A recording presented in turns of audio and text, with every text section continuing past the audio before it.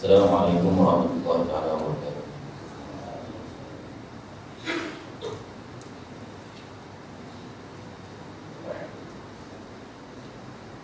Tuan-tuan dan puan yang Allah Subhanahu wa taala, tidak sama-sama kita berikan waktu pada malam ini membacakan kitab Al-Fatihah.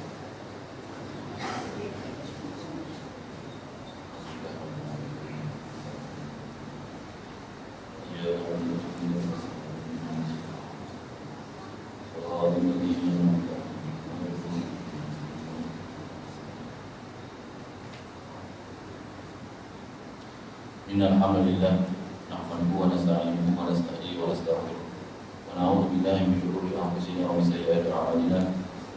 Man yahdihillahu fala mudilla lahu wa man yudlil fala hadiya lahu. Wa nashhadu an la ilaha illallah wahdahu la sharika lahu wa nashhadu anna sayyidana wa nabiyyana Muhammadan abduhu wa rasuluh. Qala Allah ta'ala a'udzu billahi minash shaitanir rajim. Bismillahir rahmanir rahim. Ya ayyuhalladzina amanu taqullaha haqqa tuqatih wa la tamutunna illa wa antum muslimun. Qala ta'ala qala rabbi shrah li sadri wa yassir li amri wahlul 'uqdatam min lisani yafqahu qawli. Wa qala aidan subhanaka la 'ilma lana illa ma 'allamtana innaka antal 'alimul hakim. Rabbi yassir wa la tu'assir wa qul wa nasta'in ya Allah. Allahumma la sahla illa ma ja'altahu sahlan wa anta taj'alus sabra hadina ila shifaa sahla.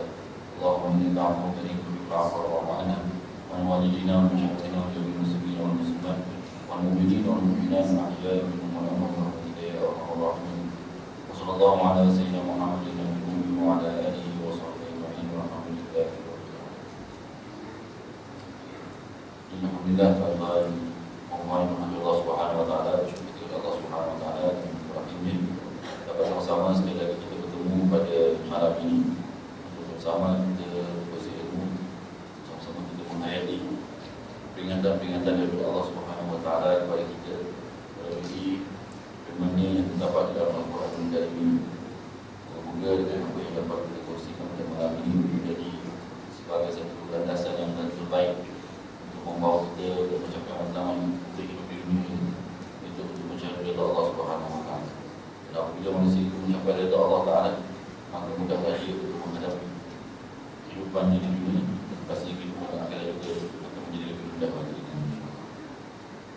Jadi tuan-tuan dan puan Allah Subhanahu wa taala, kita meneruskan lagi usia ilmu kita pada malam ini dalam tafsir surah An-Nazi'at, di mana seperti biasa sebelum kita meneruskan perbincangan kita pada malam ini, iaitu tafsir kita akan bermula daripada ayat yang ke-15 hingga ayat yang ke-6. Jadi saya pasti kita pun telah membaca ayat ini, tapi sebagai untuk kita meneruskan tafsir kita pada ayat yang sama, pada ayat 15 ini saya ingin mengulang kembali sama-sama tilawah Quran kita bermula daripada ayat yang 15 sehinggalah ke ayat yang 26. Jadi tilawah Quran kita daripada ayat yang 15 sehinggalah ke ayat yang 26, dan sepanjang pembacaan kita nanti adalah bacaan kalimah-kalimah yang biasa sahaja kita jumpa, yang insyaAllah bolehlah kita baca. Jadi surah An-Nazi'at, surah yang ke-79, ayat yang ke-15 hingga ke ayat yang ke-26.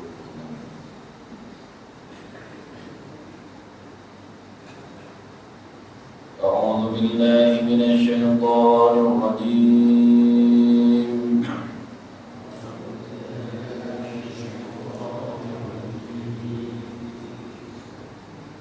Bismillahirrahmanirrahim.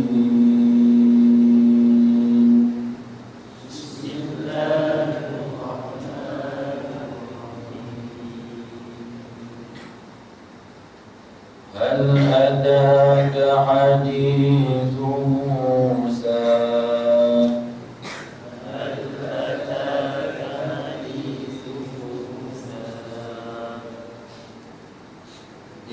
ناداه ربه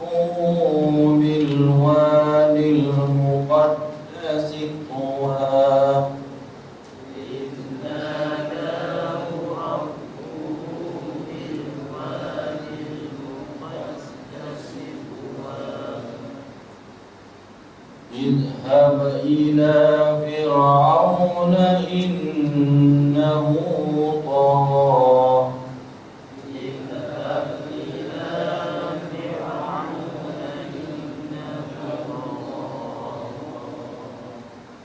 فقل هل لك إلى أن تزكى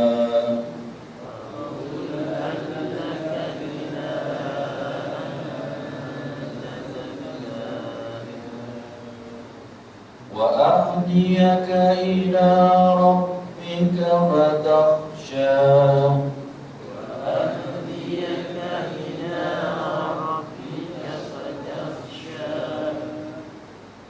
فأراه الآية الكبرى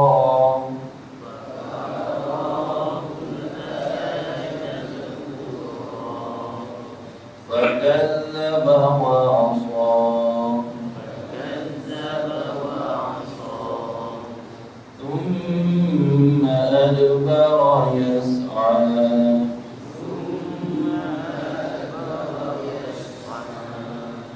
فحشر فنادى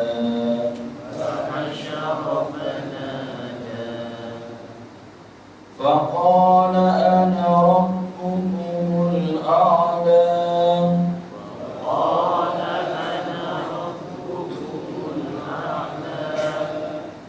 فأخذه الله نكال الآخرة والأولى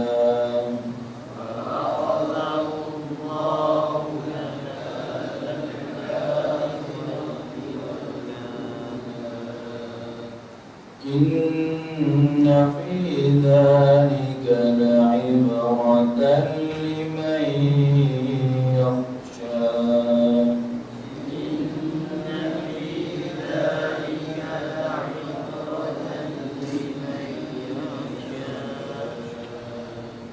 صدق الله العظيم.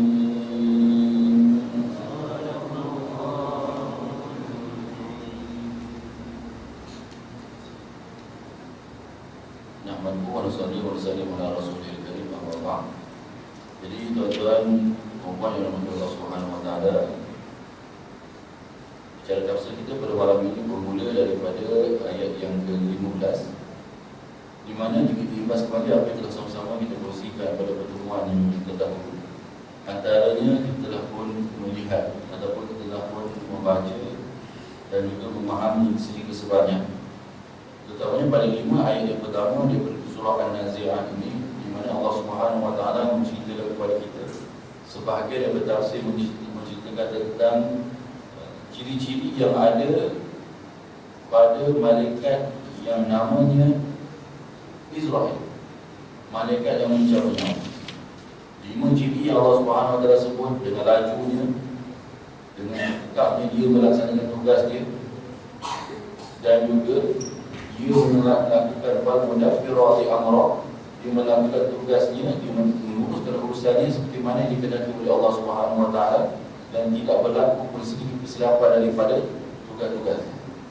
5 ciri yang Allah Subhanahu wa taala sebutkan itu sebahagian dari tafsir, antaranya tafsir Ibn Katsir sendiri menyebut bahawa ayat ini merujuk kepada 5 ayat pertama daripada surah An-Nazi'at ini merujuk kepada malaikat Israel alaihissalatu wassalam.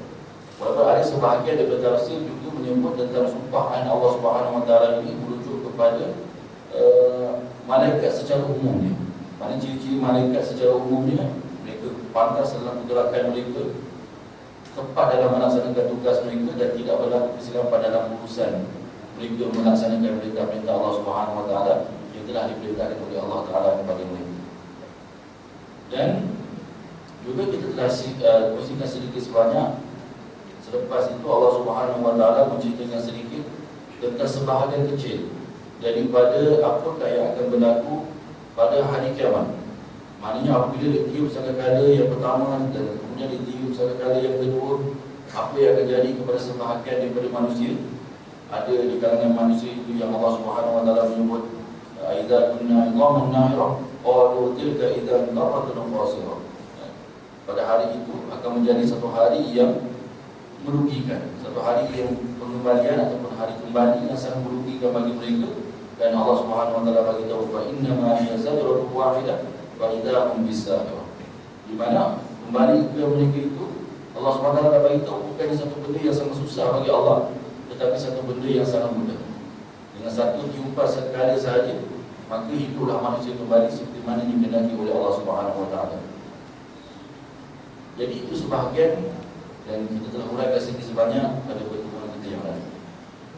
Pada malam ini tuan-tuan dan puan Allah Subhanahu wa taala, kita masuk pada bab atau fasa yang ketiga ataupun penceritaan yang ketiga daripada surah ini, di mana Allah Subhanahu wa taala menceritakan pula kepada kita tentang sedikit kisah Nabi Musa AS dan juga Fir'aun, di mana Dr. Wahbah Zuhaili rahimahullah ta'ala menyebut dalam tafsir Al-Munir, apakah tujuan atau apakah kaitan kisah Nabi Musa AS ini dan juga dengan ayat-ayat yang terdahulu, dengan ayat-ayat yang terdahulu, mana ayat-ayat sebelum ayat 15 ni, apakah kaitannya, atau apakah yang membawa kepada kisah ini, apakah mungkin hikmah ataupun tujuan Allah Subhanahu wa taala membawa kisah Nabi Musa AS ini kepada kita dalam surah ini.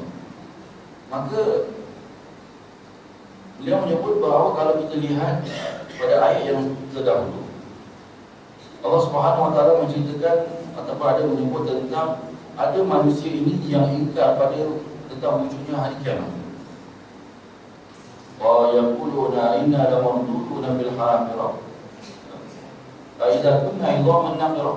Mereka tidak boleh percaya adakah kita benar-benar akan dikembalikan semula setelah kita dah mati, kita boleh hidup balik.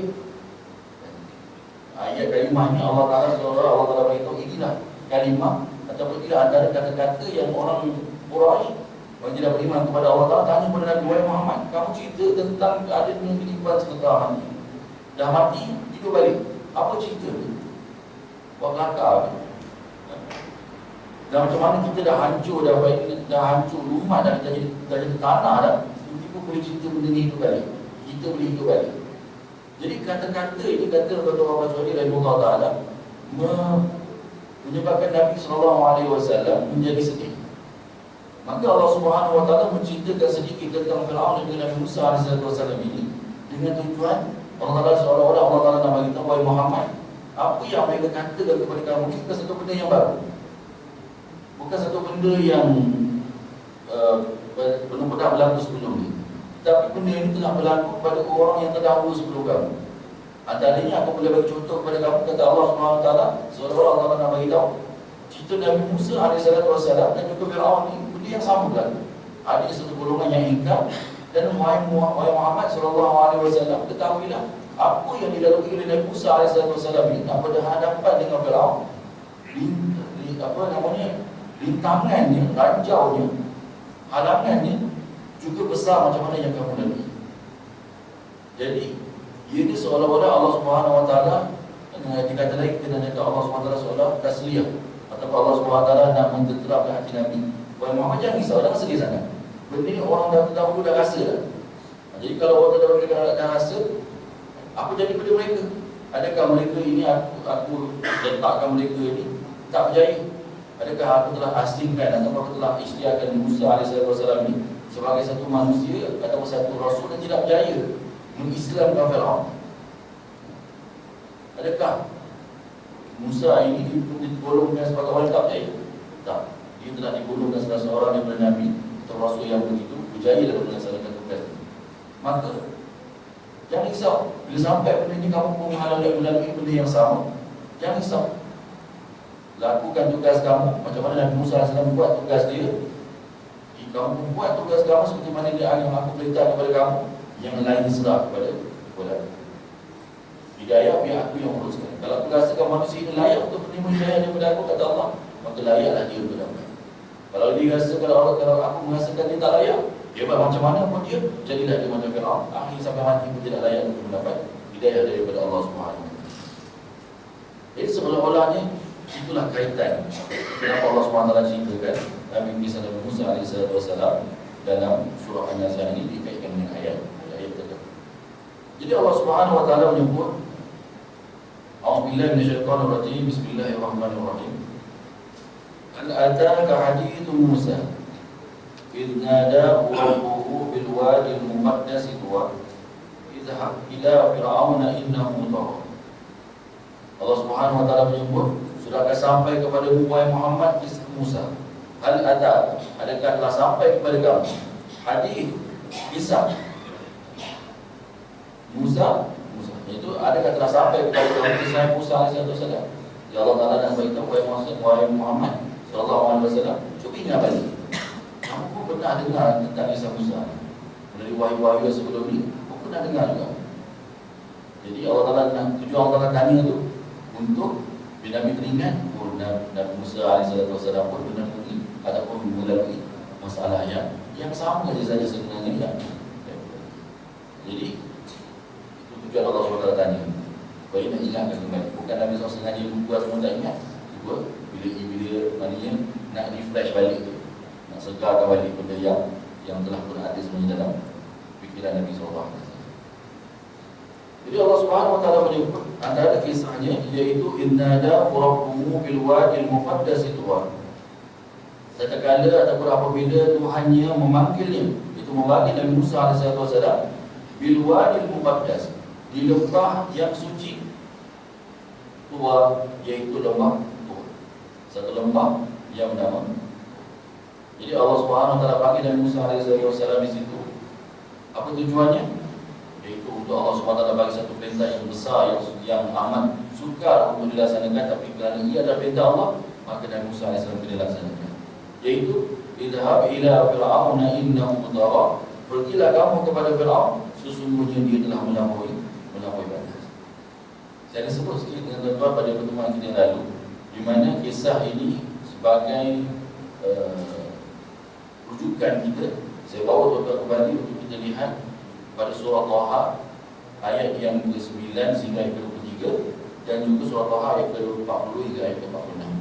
Jadi benda yang sama Allah Subhanahu wa taala ceritakan di situ. Maka kita ambil sedikit apa yang disebut oleh Allah Subhanahu wa taala sendiri dalam surah Taha ayat yang ke-10 daripada ayat ke-9, di mana Allah Subhanahu wa taala menyebut hal ataka hadithu Musa, dan ayat ke-9, dan apakah telah sampai kepada kamu wahai Muhammad tentang kisah Nabi Musa alaihissalam idra'a nara faqala li ahli al-kutu inni anastu naran la'alli atikum minha biqabasin aw ajidu 'ala an-nari huda. Ketika dia melihat api, Nabi Musa alaihissalam melihat api, lalu dia berkata kepada isinya, berhentilah, sesungguhnya aku ada melihat api, semoga aku dapat membawa kepada kamu satu cucuhan daripadanya, atau aku beroleh petunjuk jalan di tempat api. Maknanya Allah SWT nak ceritakan balik macam mana Allah SWT panggil Musa AS untuk dapat perintah untuk pergi ke Fir'aun. Jadi dalam satu perjalanan di mana Nabi Musa AS dan juga isterinya juga rombongan baginda melalui lembah yang namanya Tuwa tadi, tiba-tiba dah malam. Jadi bila sampai di situ, carilah benda-benda yang boleh digunakan untuk bakar, kayu api dan sebagainya.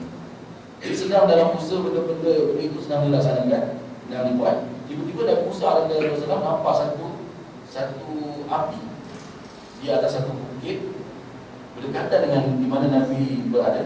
Maka dia pun beritahu pada isteri dia seperti mana yang Allah SWT cerita, bahawa wahai isteriku, ataupun dan juga wahai rombongan, ada kat atas sana nampak ada api, mungkin ada orang kat sana.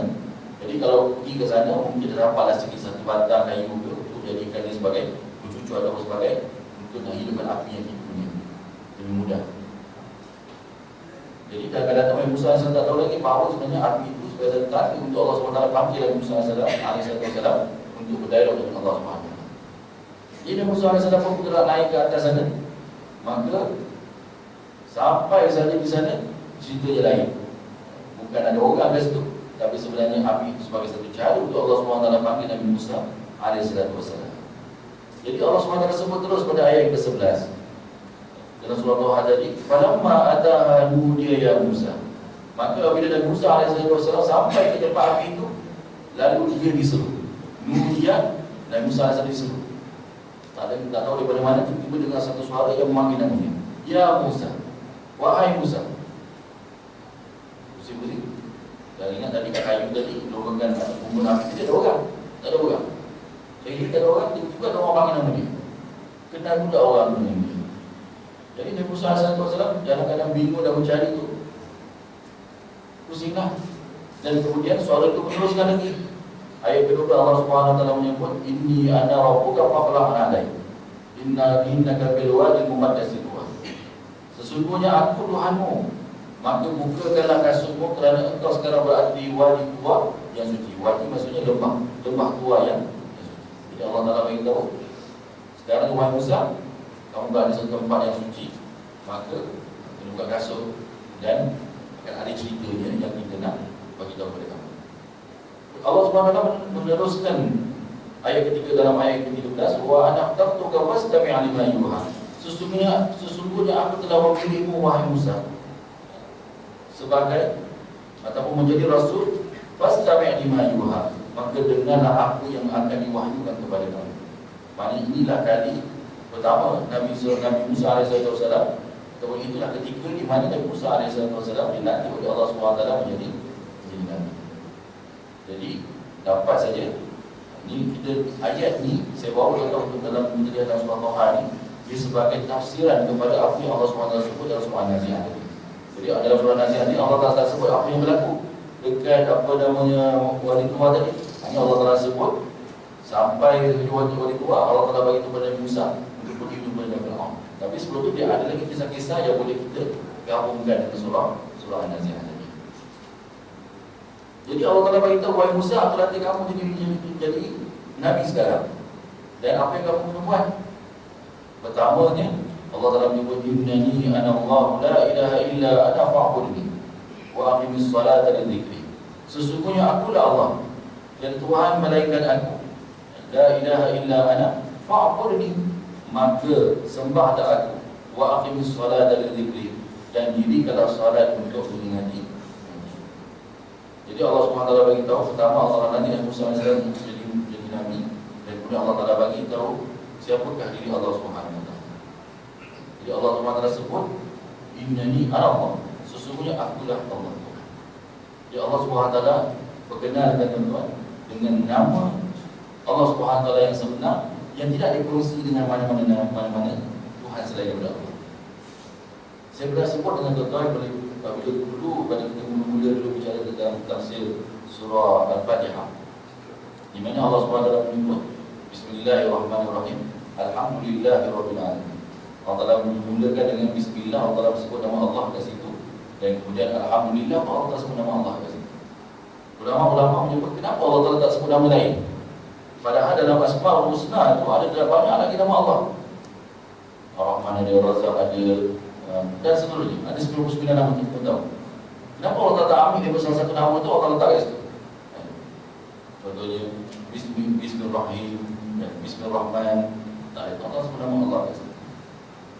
Jadi sebahagian daripada ulama sebagai ulang kaji kita, apa dia sebutkan, saya pernah sebut tu, inilah yang Allah SWT sebenarnya nak bagi tahu bahawa Asmaul Husna yang lain ni, kalau Allah Taala letakkan di situ di awal pembincangan dalam surah Al-Fatihah ini, yang kita tahu dia di awal surah, di awal Al-Quran, Allah Taala tujuan Allah SWT letakkan nama Allah di situ kerana Allah Taala nak bagi tahu inilah nama aku yang sebenar. Inilah nama aku yang sebenar. Nama ni tak boleh dikongsi dengan orang lain. Kenapa tak letak nama Asmaul Husna yang lain? Kerana kalau dah diletakkan nama di situ pada awal, kerana kita tahu dari segi penurunan surah Al-Fatihah ini, surah Al-Fatihah ini antara surah yang paling awal sekali diturunkan kepada baginda Nabi SAW. Selepas 5 ayat pertama surah Alaq, kemudian surah Mudaththir, surah Muzammil, dan surah surah Fatihah, antara 5 wahyu yang pertama yang diturunkan kepada Nabi SAW.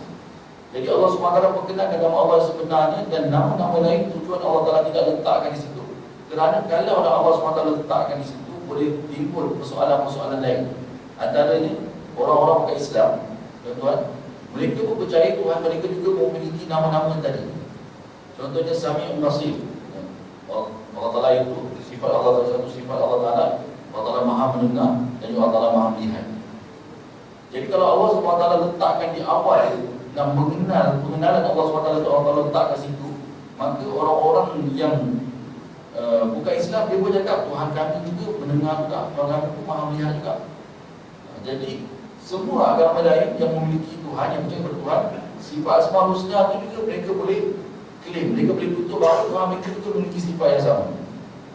Tapi apabila Allah SWT sebut Allah, maka semua orang tak boleh klaim Tuhan yang nama Allah, sebab Tuhan yang nama lain-lain. Jadi itu tujuan Allah SWT perkenalan awal dulu tentang siapakah nama Allah SWT atau siapakah Tuhan manusia yang sebenarnya, itu Allah SWT. Begitu juga dengan kisah Nabi Musa AS ini. Allah Ta'ala sebut pada awal perkenalan Allah Ta'ala kepada Nabi Musa AS. Allah Ta'ala sebut, Innani Allah, sesungguhnya aku adalah Allah, Tuhan kamu yang sebenar. Nama aku ni, kata Allah, adalah Allah Ta'ala sengaja tidak tahu nama-nama lain, supaya itu adalah pengenalan, itu adalah nama sebenar. Macam kita lah tuan-tuan, kalau kita baca contohnya, kita pergi mesyuarat ataupun kita pergi ada bengkel, kita ada contohnya ada sesi ta'aruf, kita pergi program motivasi ke, kita ada sesi ta'aruf, sesi kenal-kenal. Apa kita akan bagi tahu pada orang? Kita tak bagi tahu, kita tuan sila bagi tahu nama kerja kat mana, tinggal kat mana, sikit-sikit latar belakang. Kita tiba-tiba kita tak bangun. Nama saya, contohnya orang panggil saya Pok. Nama saya Pok. Orang tu pelik, Ustaz panggil Pok. Nama betul nama Pok.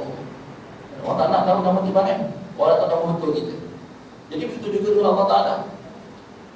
Mula Allah Ta'ala cerita tu siapakah nama sebenar Allah Ta'ala, kemudian baru Allah Ta'ala cerita Ar-Rahman Ar-Rahim dan seterusnya nama-nama yang lain Allah Ta'ala sebut dalam Al-Quran.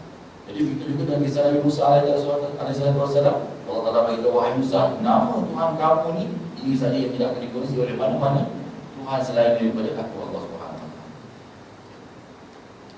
Jadi perintah pertama, aku telah berganti kamu Nabi Muhammad Musa sebagai Tuhan dan sebagai Nabi, sebagai Rasul.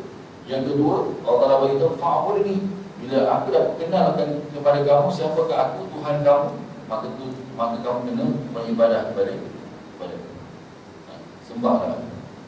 Yang ketiga, Allah Ta'ala sebut wa'aqimis solat lidhikri, dan dirikanlah solat untuk mengingat. Jadi Allah SWT beritahu salah satu cara kita nak ingat Allah SWT, iaitu dengan cara kita sembahyang. Kalau sembahyang tidak membawa kita kepada mengenal ataupun mengingati Allah SWT, maka sembahyang kita sebenarnya sekadar melaksanakan tanggungjawab hukum fiqah saja. Sembahyang ini bukan hanya untuk melaksanakan hukum fiqah, maknanya hukum dia sunnah amal, sunnah haji, bukan itu saja. Tapi yang lebih lagi, sembahyang itu sebenarnya membawa kita kepada mengingati Allah SWT. Kalau sembahyang itu tidak membawa kita kepada mengingati Allah Ta'ala, maka sembahyang kita itu dianggap gagal.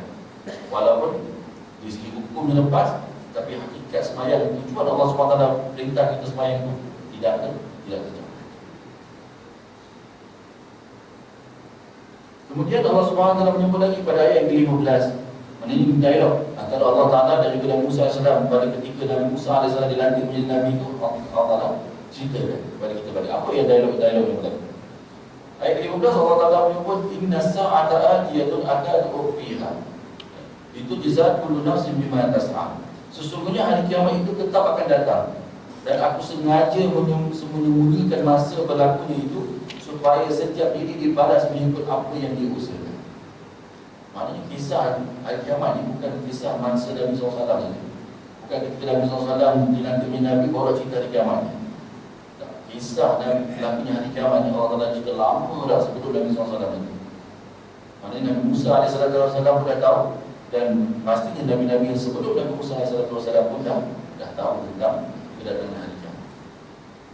Maka apa tujuan Allah SWT lantik Nabi-Nabi ini?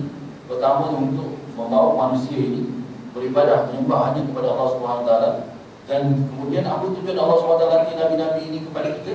Untuk kita membuat persiapan tentang berkenaan dengan kedatangan hari kiamat.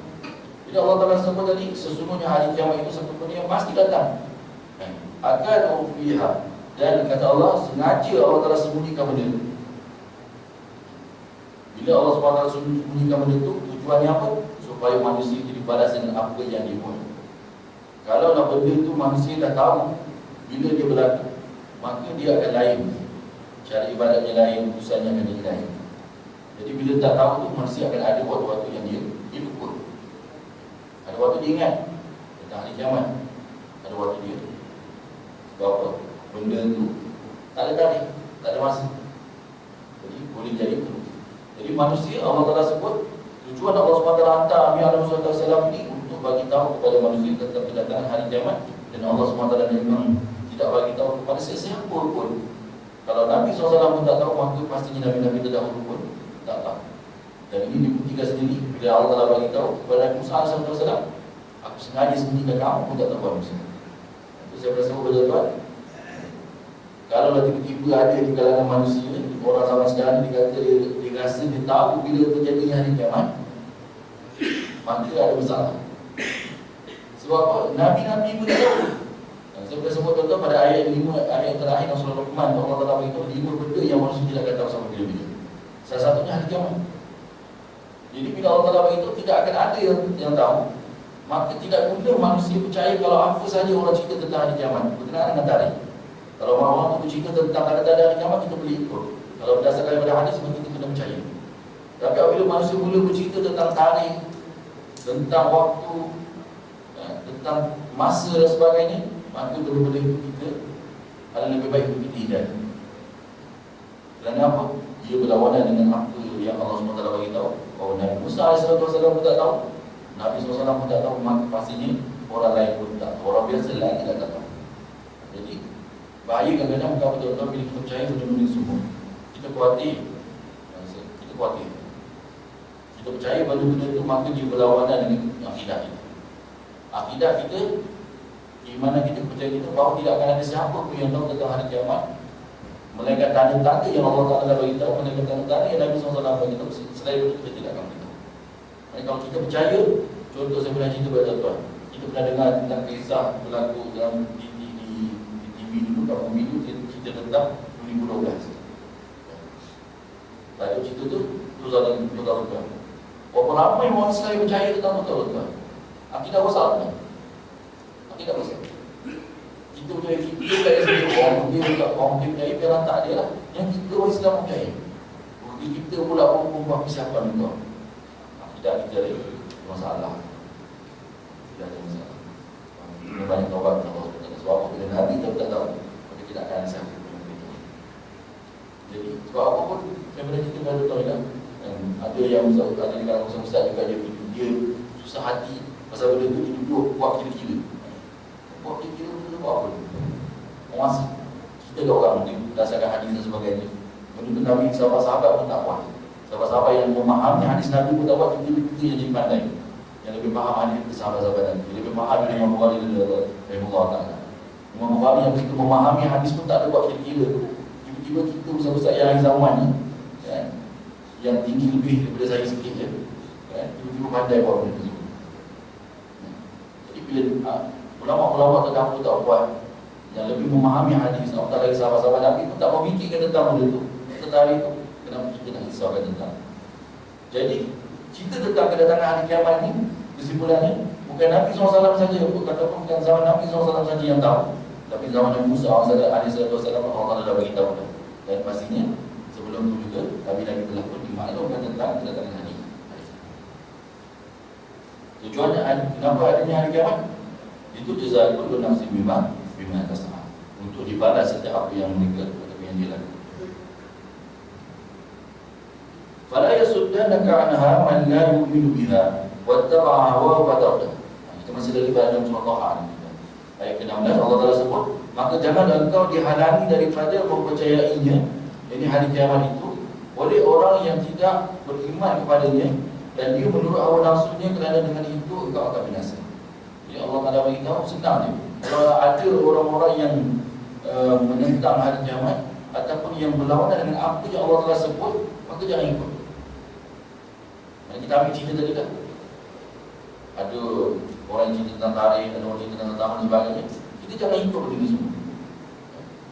Apatah lagi orang tidak percaya tentang hari kiamat, lagi-lagi kita jangan ikut. Kerana benda itu semua akan membawa kita kepada kebinasaan. Kebinasaan apa? Betul, mungkin kita betul bila ada tarikh, kita akan buat persediaan, buat persiapan lebih baik. Sudah nampak macam baik, tapi sudut akidahnya besar. Sudut akidahnya tidak besar. Jadi benar kita ibadat, tapi ibadat kita sebenarnya ditolak oleh Allah SWT, kerana benda pada asas akidah kita dah besar. Kemudian Allah Ta'ala cerita lagi, apa ketika berada di lembah tua tu, dekat api tadi, apa lagi berlaku? Ayat ke-17 Allah Ta'ala menyebut bahawa tilka biyaminika ya Musa. Apa benda yang ada di tangan kananmu wahai Musa? Qala hiya asaya atawakkau 'alaiha wa ahushu biha 'ala ghadami wa hiya fiha ma'arib ukhra. Dan Musa alaihi wasallam menjawab, ini ialah tongkatku atawakkau 'alaiha, di mana aku berpegang padanya, aku bergantung padanya, atawakkau di mana aku bergantung padanya. Wa ahushu biha, dan wa ahushu biha 'ala ghadami, dan aku memukul dengan kayu tadi, dengan tongkat tadi, daun-daun untuk diberi makan kepada haiwan. Wa ya fiha ma'arib ukhra, dan juga ada lagi selain daripada itu keperluan-keperluan yang lain. Ini sebenarnya menjawab, ada sebenarnya kalau kita tuan-tuan mungkin pernah dengar bahawa kita tahu bahawa tongkat Nabi Musa AS itu satu mukjizat daripada Allah SWT. Tetapi tongkat itu tidak diberikan oleh Allah Ta'ala kepada Nabi Musa. Kita kadang-kadang kita dengar tentang benda itu, kita percaya, kita cakap betul, kita percaya tentang tongkat Nabi Musa AS itu satu mukjizat. Tapi tongkat itu tak datang daripada langit, daripada Nabi Musa AS. Itulah tongkat yang biasa Nabi Musa AS guna sebelum lagi dilantik menjadi Nabi. Macam kita pernah cerita lah tentang Ashabul Kahfi. Ashabul Kahfi ni kalau kita nak cerita, dia ada satu benda yang orang selalu sebut.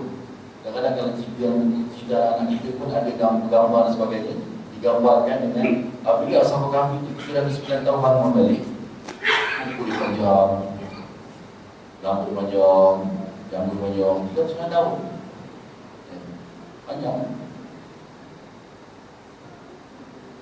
Jadi bila ada orang tanya saya, macam mana Ustaz?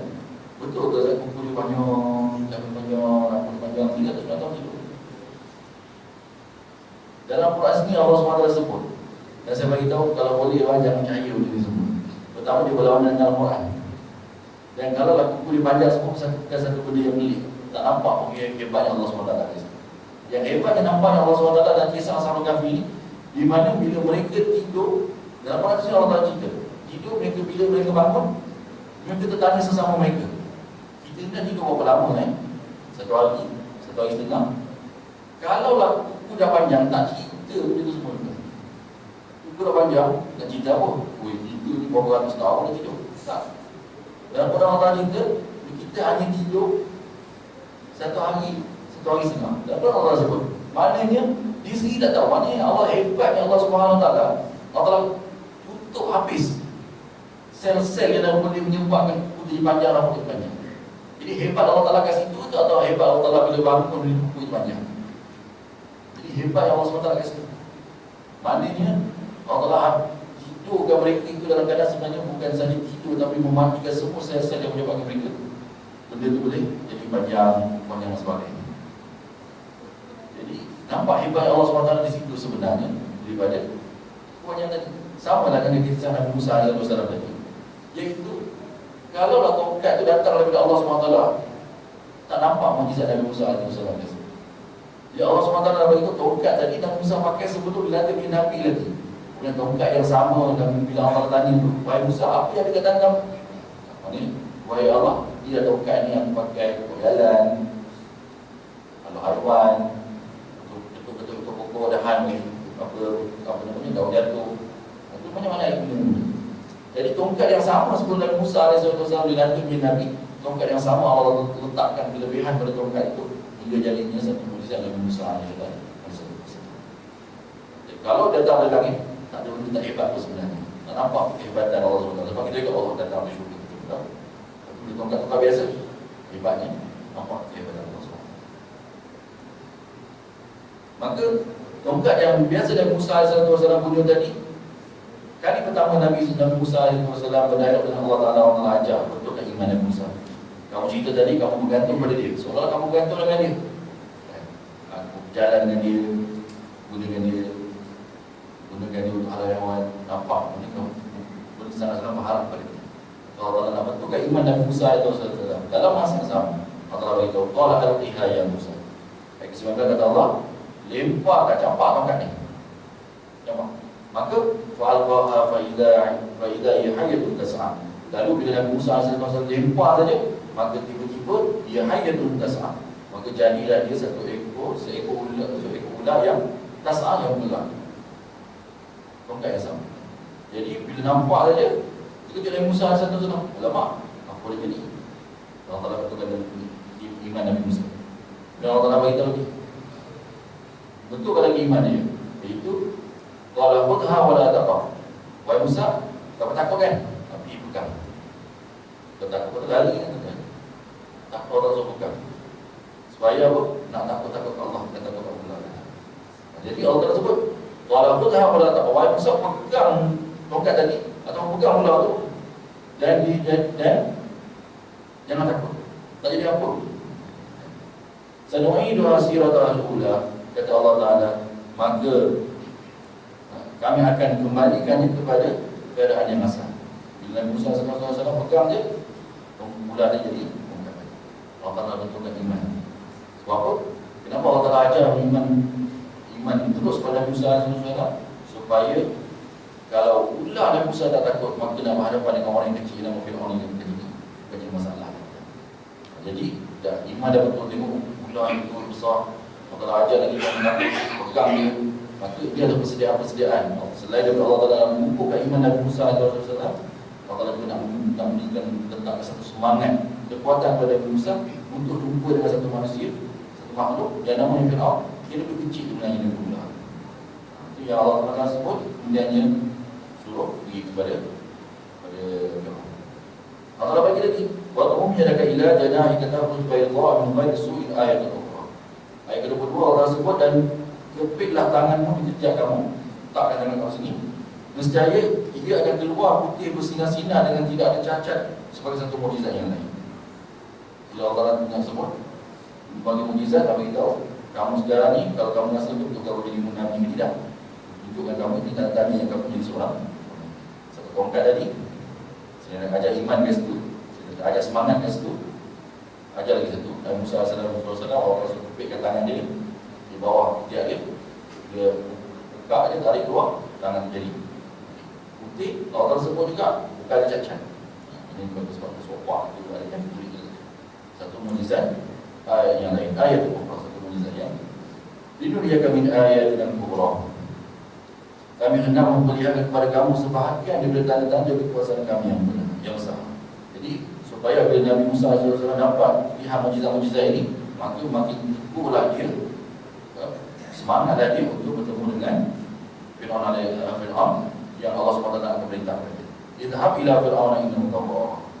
Jadi kemudian Allah SWT beritahu, wahai Musa, dah dapat, dah nampak benda-benda ini semua, ini sebenarnya tujuan kamu, aku bagi kepada kamu benda ini semua, iaitu untuk pergi jumpa dengan Fir'aun.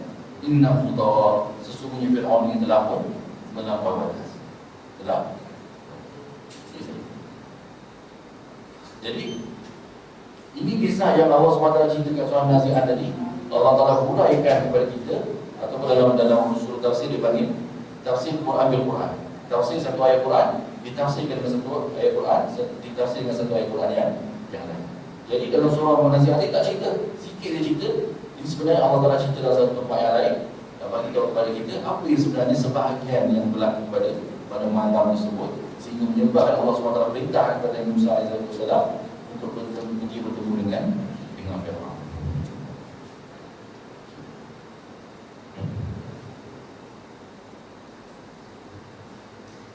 Dan juga kita boleh lihat juga pada surah yang sama, surah Taha ayat 40 dan ayat 40. Kalau boleh lihat sini.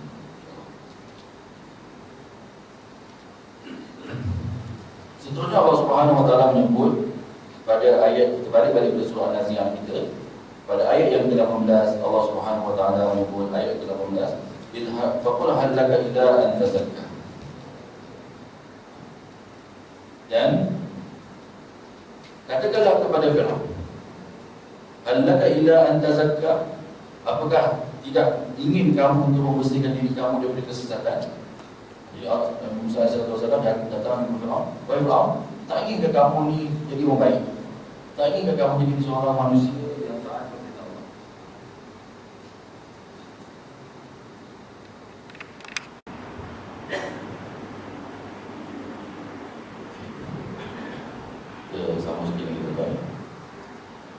Jadi Allah Subhanahu Wa Taala menyebut tadi daripada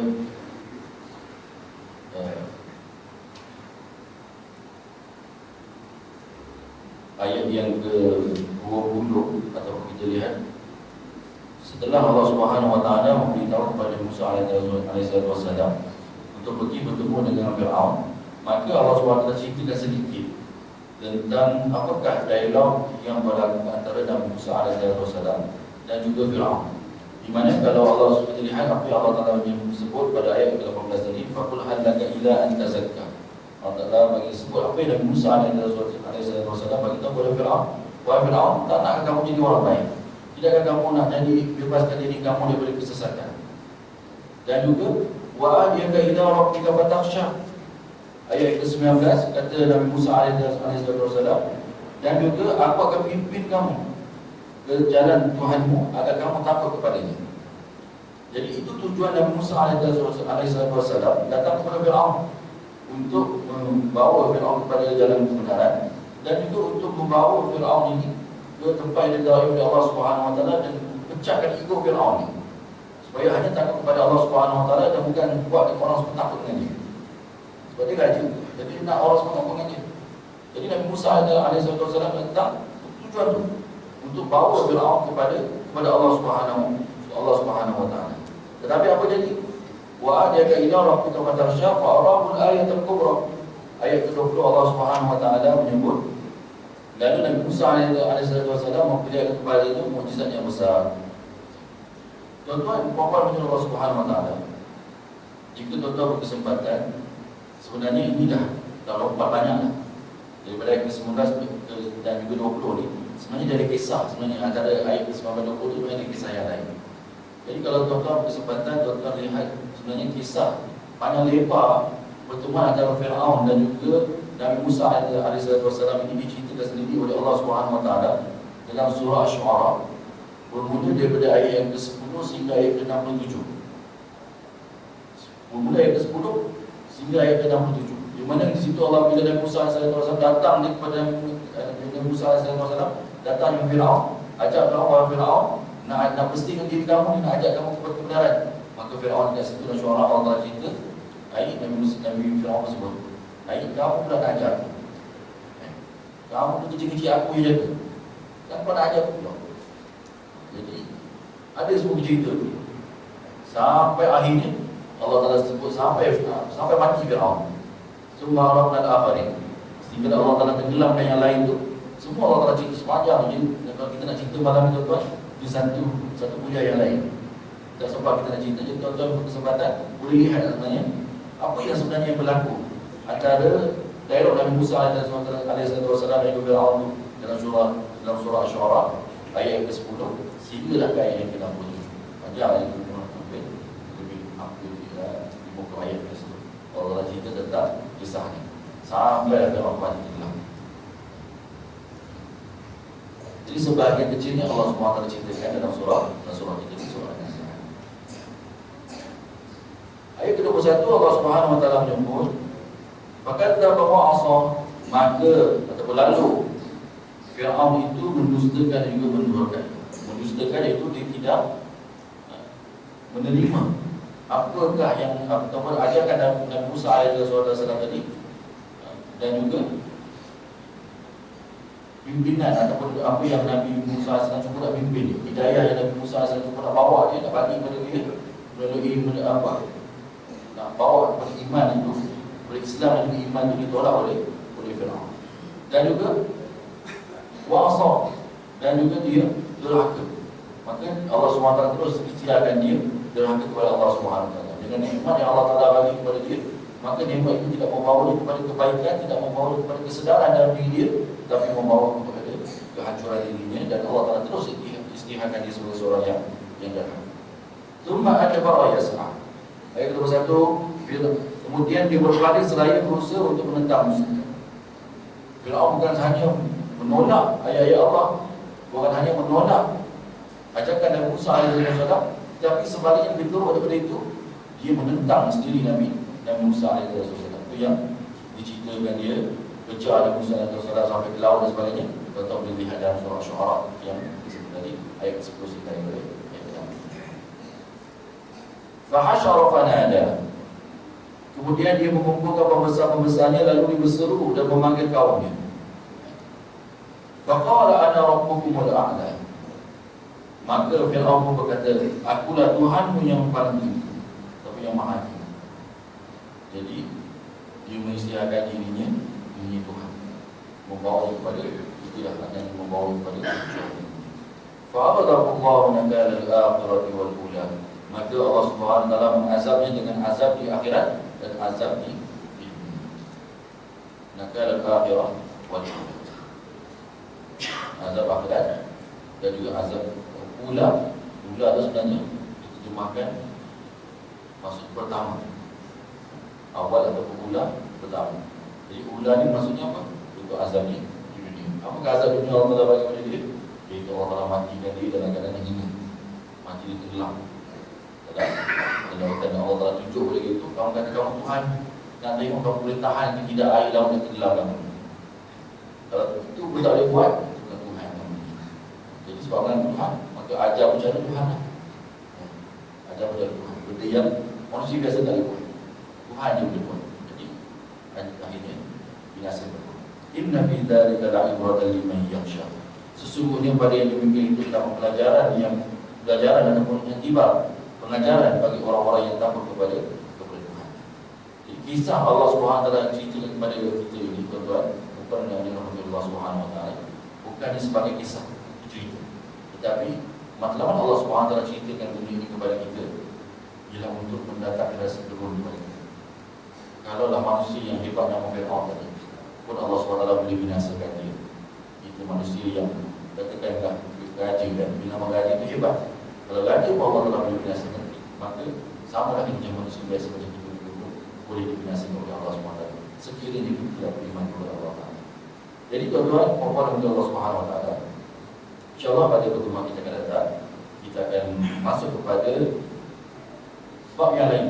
Allah cerita kisah lebih pendek saja, tapi huraiannya boleh dapat di tempat-tempat yang lain. Surah Taha tadi saya sebut dari tuan-tuan boleh lihat kasih dan surah Syuara tadi pun Allah SWT cerita dalam panjang lebar. Kita boleh lihat di situ sebagai penambah lagi cerita kita, maklumat kita tentang kisahkan Musa alaihissalam dan kita pernah sebut betul-betul ini Allah Taala sebut inna fi dzalika la'ibratan liman yakhsha. Tujuan Allah Taala ceritakan tentang kisah-kisah ini, inilah yang membezakan Al-Quran dengan buku lain. Al-Quran, dalam Al-Quran terdapat sebahagian dari Al-Quran ini menceritakan tentang kisah-kisah terdahulu, atau kita cakap mudahnya buku tentang sejarah. Tetapi kita lihat apakah yang membezakan sejarah yang ada dalam Al-Quran dan buku sejarah yang ada dalam yang dibuat oleh manusia. Buku sejarah yang dibuat oleh manusia lengkap. Tujuan dia apa? Tujuan dia untuk data yang dia rasa, maklumat yang dia rasa, tagih semua yang dia. Al-Quran cerita dekat tentang sejarah, tapi apa bezanya? Al-Quran tidak ceritakan tentang tarikh, tentang umur dan sebagainya. Yang lebih penting matlamat, kenapa Allah Taala ceritakan benda kepada kita, untuk kita mendapat iktibar. Kalau manusia tidak boleh dapat iktibar daripada kisah orang terdahulu, maka payah. Sebab apa? Kita percaya bahawa apa namanya? Kenapa kita kena belajar sejarah? Dalam buku-buku yang lain, kenapa kita belajar sejarah? Selain daripada kita dapat maklumat, tujuan juga untuk kita mengambil pengajaran dari apa yang telah berlaku. Kehancuran, kejatuhan kerajaan-kerajaan terdahulu, kehancuran bangsa-bangsa terdahulu. Kenapa jadi macam tu? Kita dapat tahu maklumat-maklumat, kita dapat data-data tu, maka untuk kita ambil pengajaran. Tapi Al-Quran tujuannya bukan untuk data, bukan untuk maklumat, tapi untuk manusia berdapatnya tahu sedikit di masa turun. Kalau tidak ada rasa turun, maka maklumat Al-Quran ini tidak sampai kepada dia. Sebab kalau kita lihat kisah-kisah dalam Al-Quran ini, semua tak lengkap. Tak lengkap. Tak sebut bahawa Allah tak sebut bahawa umur berapa Nabi Musa alaihissalam bila dia lagi, tak cerita. Umur berapa dia bertemu dengan Fir'aun, tak cerita. Umur berapa ibu dia letakkan di sungai Nil, tak cerita. Tak cerita. Walaupun kita tahu sebabkan daripada sumber-sumber lain daripada Al-Quran. Sebab apa? Benda itu tidak penting bagi Allah SWT. Yang penting kita nak dapat iktibar. Kalau iktibar kita dah dapat, maka sia-sia sebenarnya kita membaca Al-Quran. Jadi, moga-moga apa sedikit urusan kita pada malam ini tentang Nabi Musa alaihissalam dan juga Fir'aun ini menjadi sedikit istighfar dan menjaga kepada diri kita, dan itulah matlamat Allah SWT sebelum tadi, inna fi dzalika la'ibratan liman yakhsha. Tujuan Allah Taala ceritakan tentang Nabi Musa alaihissalam ini untuk menimbulkan rasa gerun kita dengan Allah Subhanahu wa taala. Allah Taala tunjukkan mukjizat, Allah Taala tunjukkan kepada manusia bagaimana Allah Taala mampu untuk menghancurkan manusia yang itu. Jadi ada rasa gerun maka manusia itu kembali kepada Allah Subhanahu wa taala. Jadi tuan-tuan mohon dengan rahmat Allah Subhanahu wa taala. InsyaAllah pada pertemuan kita akan datang, kita akan masuk pula pada bab yang lain ataupun pada fasa yang lain, cerita lain pula. Nabi Musa alaihissalam habis sampai ayat 26 tadi. Lepas tu ayat 27 dah akan datang, cerita lain pula. Apakah ceritanya? InsyaAllah kita akan lihat pada pertemuan kita. Jadi wallahu a'lam, moga-moga kebaikan daripada apa yang telah kita kongsikan pada malam ini yang kita sampaikan kepada tuan-tuan, pada sahabat-sahabat kita yang berada di dalam kita. Siru ala barakatuh. Wa hadza wa astaghfirullahal azim li wa lakum. Wassalamualaikum warahmatullahi wabarakatuh.